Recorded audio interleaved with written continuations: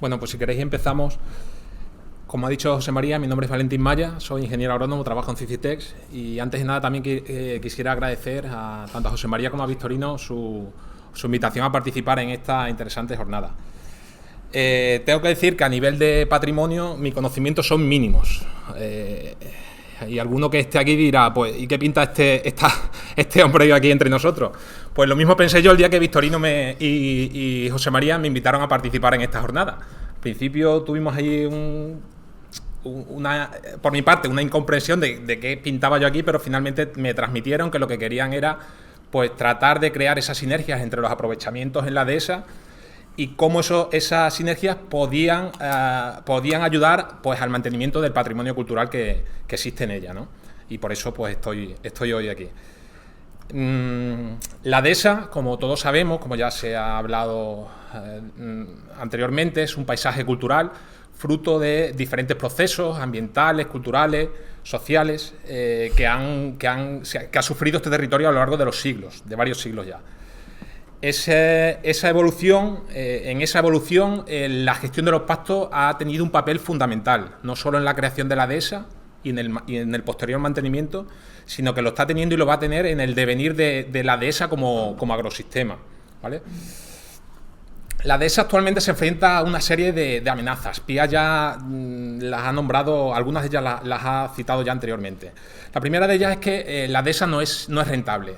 La dehesa no es ajena a las crisis actuales de precios, en relativas a los insumos, los precios de venta de las producciones son bajos. Todo esto hace que la sostenibilidad económica de la dehesa pues, se vea seriamente afectada.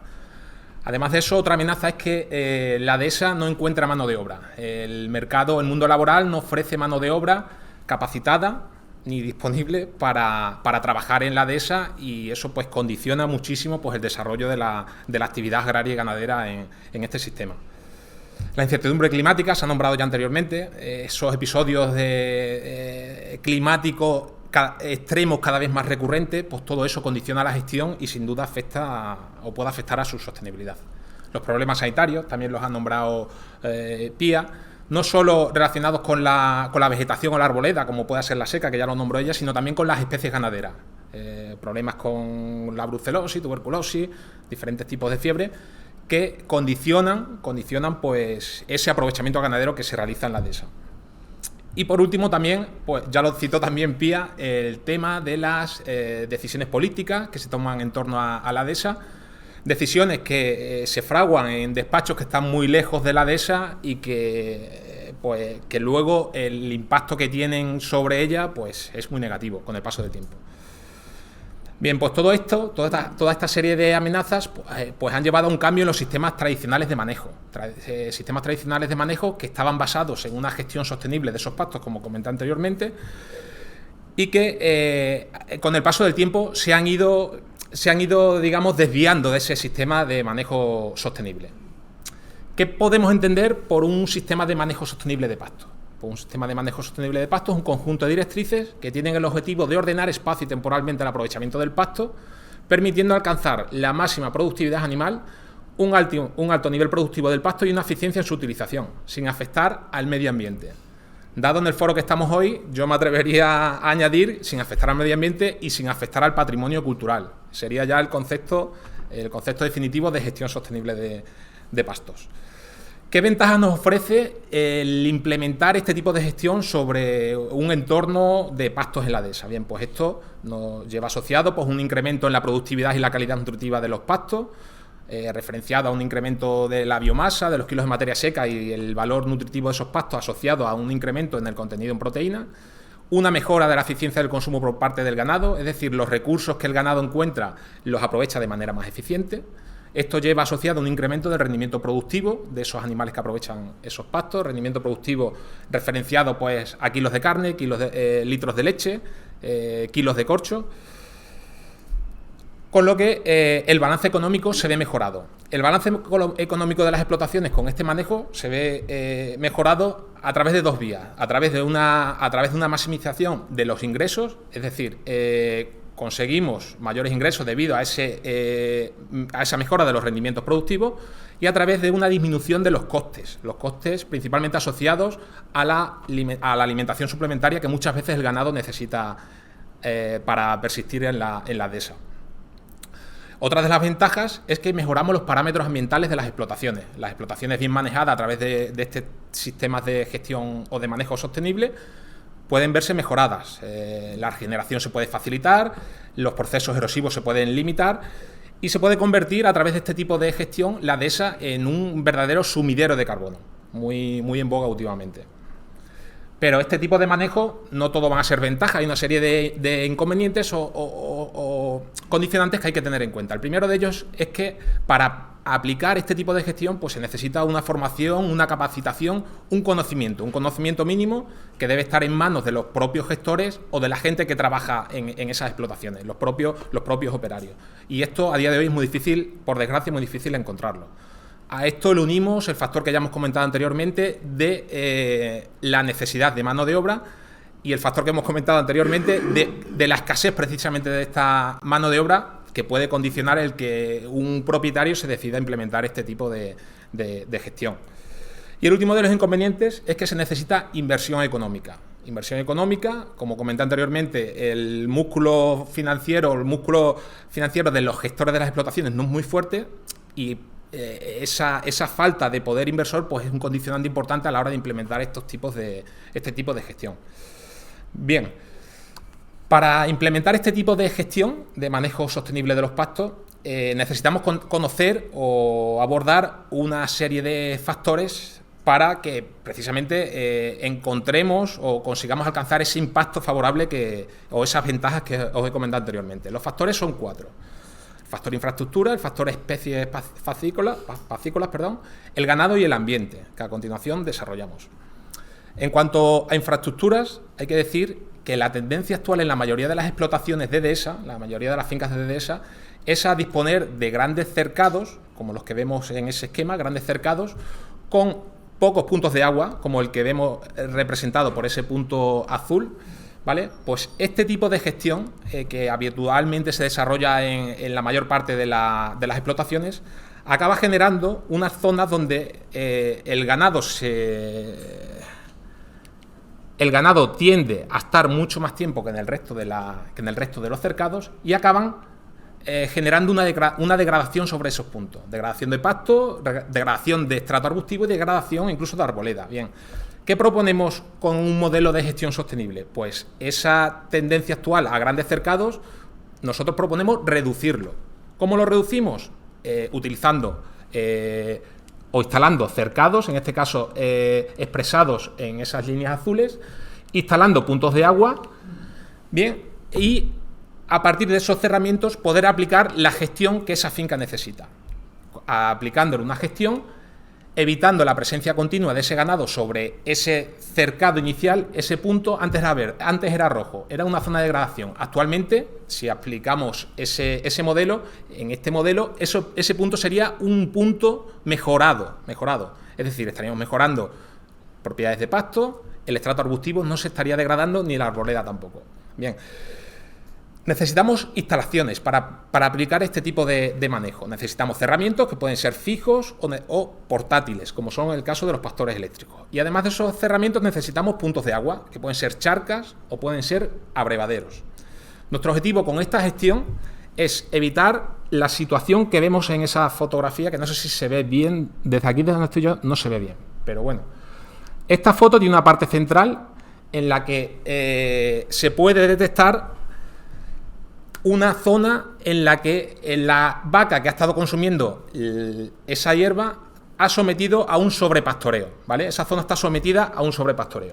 Y unos centímetros más allá encontramos una zona que ha estado sometida a infrapastoreo, es decir, la vaca ha aprovechado los pastos que más le gustaban, que eran leguminosas que estaban en esa zona central, y ha desechado el resto de pastos.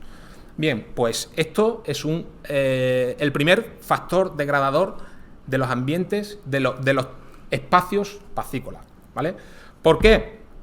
Porque cuando se ven estos episodios es porque el ganado está ejerciendo pues está ejerciendo su derecho a seleccionar las especies que más le convienen o que más le gustan. Si nosotros, a través de esa gestión, a través de la instalación de esos cerramientos, precisamente lo que buscamos es evitar que la vaca tenga esa capacidad decisoria, ¿vale? Para evitar situaciones como la que vemos en esas dos fotografías, totalmente contrapuestas, pero derivadas de un mismo tipo de gestión. Fotografía de la izquierda, vemos un episodio de sobrepastoreo en una finca típica de las zonas de La Serena. Fotografía de la derecha, situación de infrapastoreo en una finca Sierra San Pedro. Los dos tipos de gestión van a tener el mismo resultado, un desierto. En el caso de la izquierda, un desierto convencional, y en el caso de la derecha, un desierto verde, un desierto formado por matorral de degradación. El segundo de los factores para aplicar una buena gestión es el conocimiento de las especies que tenemos entre manos, ¿no? Partimos de que mayoritariamente son anuales. ¿Qué significa esto? Que son especies que provienen o plantas que provienen de semillas. Es decir, que toda la gestión que nosotros hagamos sobre esos pastos tiene que ir orientada a esa producción de semillas que garantice que esas especies van a perdurar con el paso de los tiempos. Familias más importantes sobre las que trabajamos. Por un lado encontramos las gramíneas, son especies de crecimiento muy temprano, aportan producción muy temprana, crecimiento muy agresivo, crecimiento en altura bastante importante, pero que pierden la calidad muy rápidamente, es decir, con un valor nutritivo bastante limitado. Por otro lado, la otra familia de interés son las leguminosas. Leguminosas son consideradas especies mejorantes, son especies de crecimiento más rastrero, crecimiento más tardío, es decir, aportan la producción más tarde que otras especies, pero tienen una propiedad muy importante que es que tienen un altísimo valor nutritivo, asociado a un alto contenido en proteína. Bien, pues nosotros a través de la gestión lo que queremos es tratar de integrar las familias que puedan ser de interés. Nosotros buscamos un pasto que sea biodiverso, un pasto equilibrado y en la que este tipo de familias pues, jueguen un papel importante. Las gramíneas aportando esa producción temprana y ese volumen en biomasa, y las leguminosas aportando ese gran valor nutritivo. Tercer factor, el ganado. Todas las especies ganaderas no tienen la misma apetencia por las mismas especies vegetales. Y todas las especies ganaderas no tienen la misma capacidad para aprovechar las mismas especies vegetales. En el caso del ganado ovino, es un tipo de ganado que puede aprovechar pasto de porte más rastrero, que muchas veces ese pasto se le escapa, por la forma que tienen de aprehensión sobre esa hierba, se le puede escapar al ganado vacuno. Si nosotros, por ejemplo, queremos fomentar unos pastos para garantizar el suministro de hierba en montanera, pues lógicamente los pastos a los que tendríamos que orientar esa gestión serían totalmente diferentes. Estaríamos orientando esos pastos a unos pastos muy tempranos que permitiesen aportar esa producción en el momento que el cerdo ibérico montanera pues necesita esos recursos. El cuarto y último factor, el ambiente. Es muy importante tener en cuenta a la hora de aplicar una gestión en pasto, el ambiente, hablando climatológicamente, el ambiente anterior, durante y posterior a ese aprovechamiento. Es decir, la combinación de esas tres situaciones nos va a marcar el impacto que nuestro aprovechamiento va a tener sobre ese entorno. Hay que huir pues, de condiciones extremas, condiciones ambientales extremas cuando realizamos ese aprovechamiento. Por ejemplo, situaciones de encharcamiento que acaban produciendo pues, una degradación tanto del suelo, de la estructura, incluso de la composición vegetal de esa zona. O, por ejemplo, la foto que vemos ahora mismo, un aprovechamiento muy intenso en un periodo de sequía a lo largo de una primavera que haría que esos pastos o pondría en peligro que esos pastos pudiesen llegar a culminar su ciclo y por lo tanto producir esas semillas que tanto necesitamos. Bien, pues aquí llega ya el punto en el que tratamos de integrar el conocimiento o la experiencia en gestión de pastos con lo que esta experiencia puede aportar al patrimonio cultural, ¿no? Y se me han ocurrido, a través de diferentes conversaciones, a través de diferentes lecturas, pues se me han ocurrido aportar una serie de ideas para integrar estos dos aprovechamientos. La primera de ellas es utilizando todos estos factores que acabo de comentar, están orientados o han sido el origen de estas ideas, ¿no?